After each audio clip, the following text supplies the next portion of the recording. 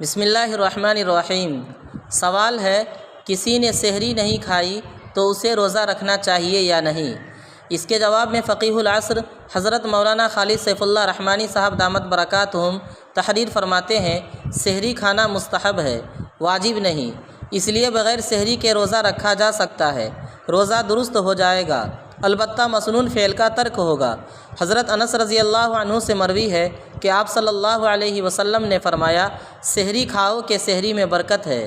حضرت عمرو بن العاص رضی اللہ عنہ سے روایت ہے کہ آپ صلی اللہ علیہ وسلم نے فرمایا ہمارے روزے اور اہل کتاب کے روزوں کے درمیان سحری کھانے سے فرق ہوتا ہے۔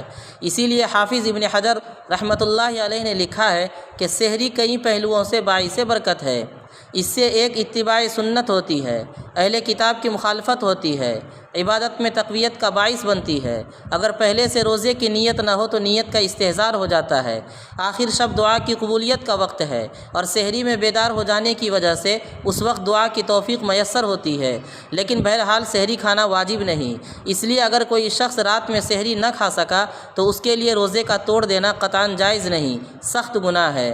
کتاب الفتاوی جلد نمبر 3 صفحہ نمبر 402۔